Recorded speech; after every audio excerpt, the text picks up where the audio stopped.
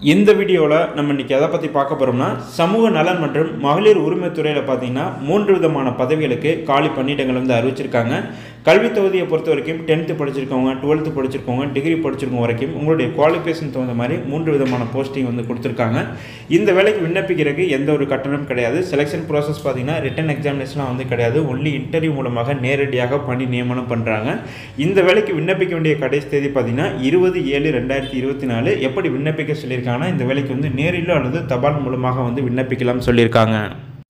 என்னென்ன போஸ்டிங் வந்து அறிவிச்சிருக்காங்கன்னா வழக்கு பணியாளர், பாதுகாவலர், பல்நோக்கு உதவியாளர். ஸோ இந்த 3 விதமான பதவிகளுக்கு வேகன்சி வந்து அறிவிச்சிருக்காங்க. இதில் வழக்கு பணியாளர் போஸ்டிங் பார்த்தீங்கன்னா பெண்களை மட்டும் விண்ணப்பிக்க சொல்லியிருக்காங்க. 2 காலி பணியிடம் அறிவிச்சிருக்காங்க. கல்வி தொகுதியை பொறுத்த வரைக்கும் சமூக பணி அல்லது உளவியல்ல இளங்கலை பட்டம் படிச்சிருக்கான்னு சொல்லியிருக்காங்க.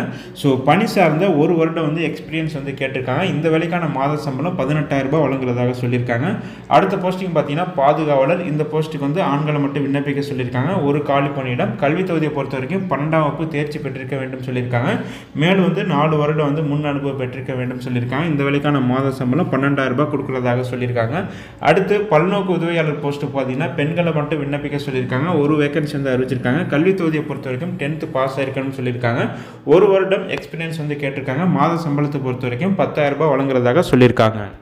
இந்த வேலைக்கான அப்ளிகேஷன் ஃபார்ம் வந்து கொடுத்துருக்காங்க. ஸோ இந்த அப்ளிகேஷன் ஃபார்மில் உங்களுடைய பேசிக் விவரங்களை ஃபில் பண்ணிக்கிட்டு தேவையான ஆவணங்கள் ஜெராக்ஸ் நகல் இணைச்சு பதிவு தபால் மூலமாகவோ அல்லது நேரிலோ சென்று விண்ணப்பிக்கலாம் சொல்லியிருக்காங்க. இந்த வேலைக்கான notification link, application form link பார்த்தீங்கன்னா இந்த வீடியோ டிஸ்கிரிப்ஷனில் லிங்க் கொடுத்துருக்கேன், செக் பண்ணிக்கோங்க.